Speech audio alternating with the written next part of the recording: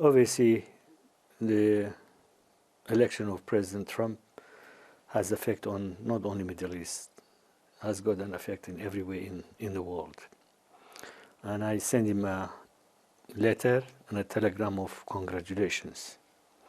And we all hope that during this period, most of the places in the world will go through a peaceful period. As he repeated many times that he's taking the presidency back and he will solve all the turmoil problems in the world peacefully. So I think this is my main objective, and I wish him luck to achieve that. Obviously, everybody is expecting the new administration and see how the administration start operating.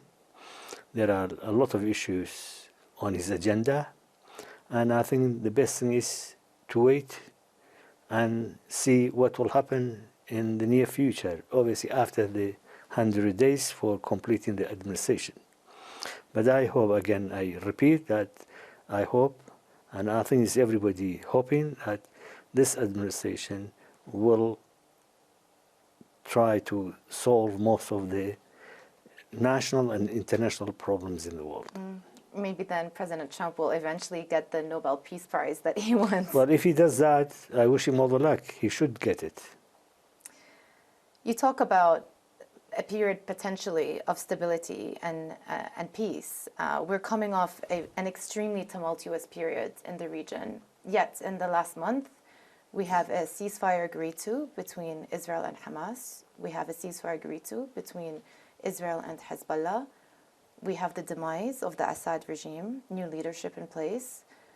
How do you see the regional stability evolving in the coming months and years? Middle East has been going through a very serious period of instability, conflicts in many places. Obviously, on top of it, Gaza problem, Palestinian problem, Palestinian demands, and fighting in Gaza or attacking Gaza on daily basis for a year and a half. Then jumped to Lebanon, and then we have the issue of Syria. I think everybody has welcomed the ceasefire in Gaza, but it's only first step. Obviously, ceasefire is very important. Without peace, you cannot tackle any problem. But we hope that it will be starting point for solving genuinely the Palestinian problem.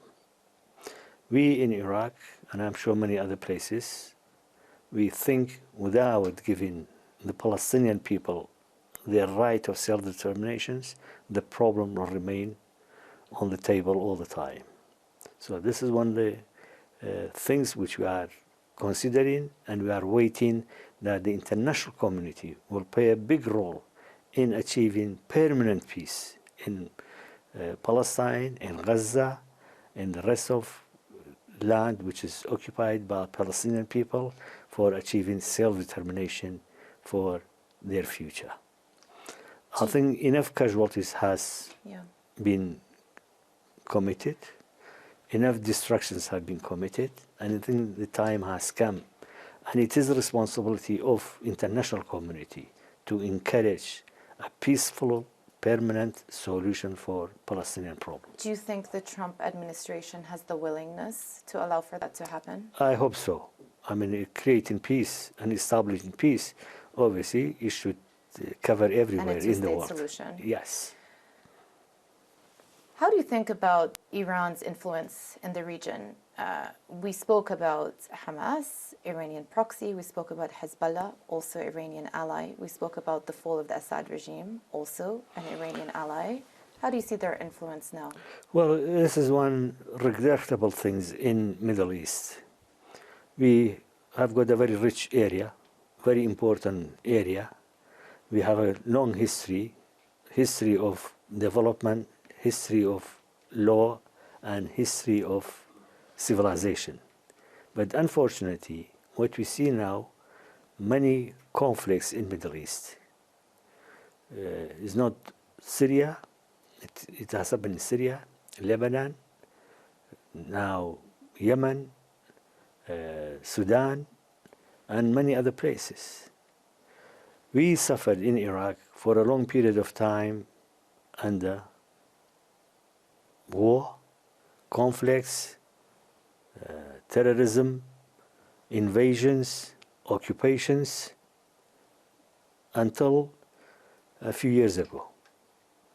I'm very glad to say, and I'm emphasizing on it, and I'm very proud of it, that peace and stability has been established in Iraq, which allow us to start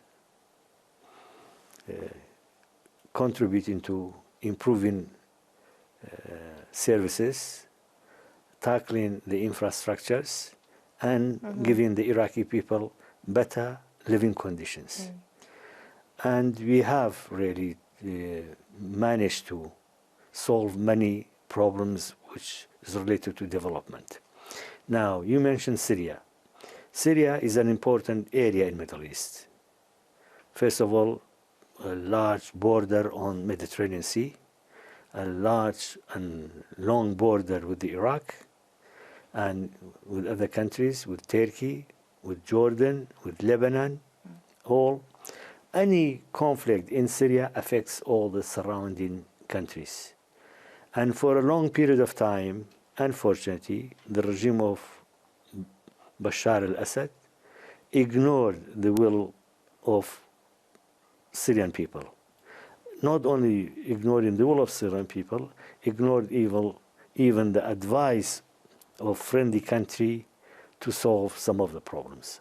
We, from our side, we tried very hard to convince him of solving or offering a solution to the conflict he has with the Syrian population.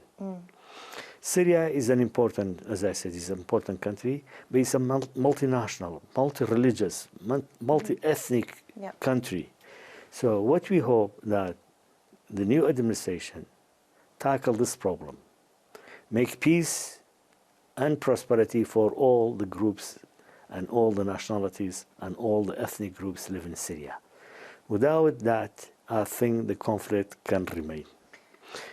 In Iraq, we have sent our clear messages.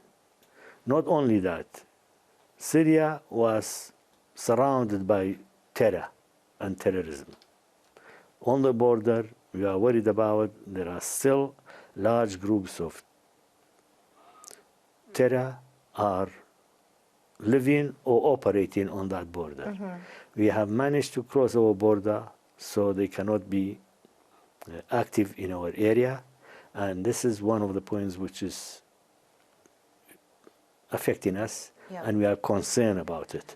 So 2 points we really hope that the Syrian new administration will look into it. First, to share power with all the groups and all the nationalities and all the ethnic groups in Syria to take part in the future of Syrians. Secondly, control the movement or behavior of terror in Syria. Yeah.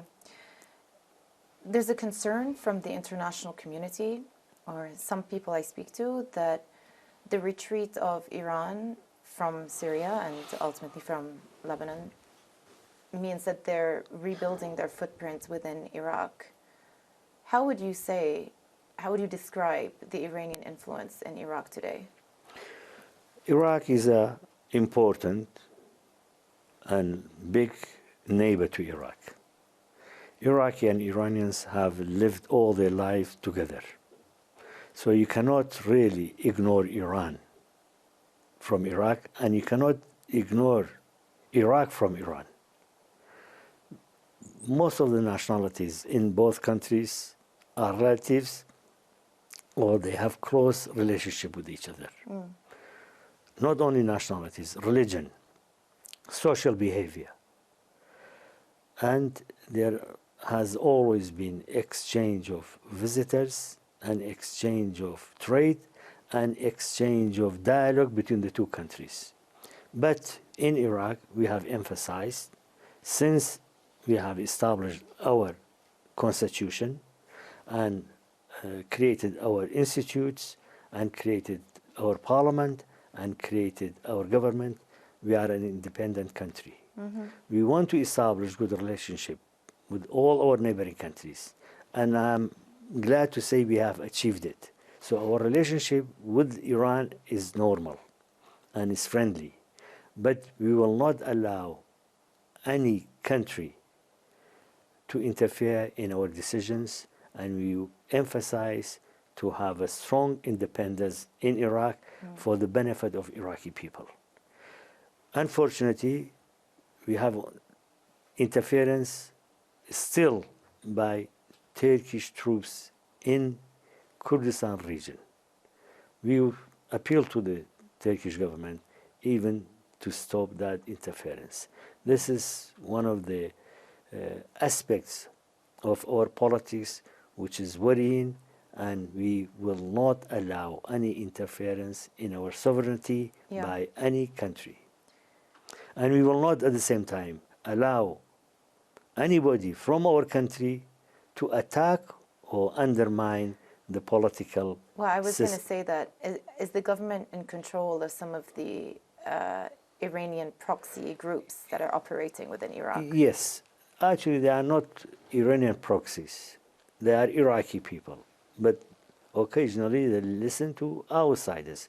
But this has been really effective during Gaza bombing and Gaza killing, because the Gaza attacks and Gaza feelings, not it was only political or economical or military action. It affected every family in Iraq. It became emotional. Now, for the last actually more than 6 months, these activities have been stopped and everything is controlled by the Iraqi government. And we will not allow any groups of people to operate except the military force which is recognized by the government and part of the government. Yeah. How big of a threat is ISIS still today? I spoke to your prime minister a couple of months ago, and he said that he wanted to start discussions with the U.S. administration about the... ISIS? I'll repeat the question. So I spoke to your Iraqi prime minister, the Iraqi prime minister, about the withdrawal of U.S. troops in Iraq because ISIS was in a more manageable situation. How do you see the threat from ISIS today? Well, inside Iraq, I'm very glad to say that we have controlled all the activities of ISIS. Maybe occasionally one individual or two individuals misbehave, but there is really no threat inside Iraq on any population or any town or any village or the capital by ISIS. That's one point. But we are worried about some ISIS pockets on the border of Iraq. So that's why we have, at present, we have taken action on the border between Iraq and Syria to control movement of any groups, especially ISIS group, to enter Iraq. So in Iraq, our situation is peaceful and threat of ISIS is minimum or non-existence, and our security forces are really vigilant about ISIS movements and ISIS control.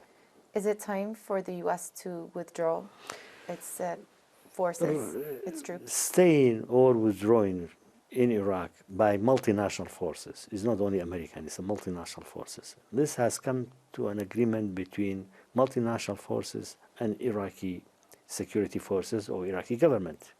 And the decision has to be taken by both sides based on understanding of the situation. The government of Iraq obviously take a decision in consultation with the parliament, in consultation with the political groups, because this is a national decision. It's not an individual decision. It cannot be taken by one individual or two individuals. I'm sure when the right time comes, they will decide on either to remain or to stay. We appreciate the existence of multinational forces. They did help us when we needed. And at the same time, when the time has come, or when the time will come for departure, we will come to a mutual understanding between the two sides. How important is it, do you think, for not just the question of ISIS, but again, this tenuous stability that you speak about, that the new transitional government in Syria actually does succeed? Well, I think if it's for positive actions, we welcome it. But obviously, anything which can not be controlled or which will affect our border or affect Iraqis, we will not allow it, and we will not hesitate to tell them and to be frank with them. But I hope, for the benefit of Syrians more than the Iraqis, that things will go in a positive directions, and the new administration will be democratic. It should be representing all the groups of people who live in Syria, and try to concentrate on improving the life and the conditions of Syrian people. This is our hope, because we are concerned about Syria. Yeah. We are very friendly with Syrian people, and anything which causes security in Syria affects us, and anything which is security in Iraq is affecting the Syrians. We have been living together for I don't know how many years, maybe 5,000 or 6,000 years. So, and we want to continue living in harmony and in peaceful condition. Yeah. So to circle back to that, and also back to the beginning of the interview, President Trump, probably the big prize that he's looking for in the region is a potential normalization deal between Saudi Arabia and Israel. He did the Abraham Accords in his first term, probably looking to do that or to work towards Saudi Arabia, Israel in his second term. If that does happen, do you think it opens the door for an eventual Iraqi-Israel normalization? Well, I think you should ask that question to Saudis or President Trump, see what will happen on their agenda. But I think really at present is not relevant for us to comment on these. It's not on the table. It doesn't exist. I mean, we do hear number of comments and suggestions by different media or different groups or different politicians, but I think we should comment on it when it becomes a reality. Then we can express our feeling and express our needs. But we need really, what we concentrate in Iraq, we want peace and stability for entire Middle East. Middle East is a rich country area. It has got a long history. It has got a long history of civilization. And I think we should all work to improve the situation peacefully and with the good coexistence and with the social justice in the entire area.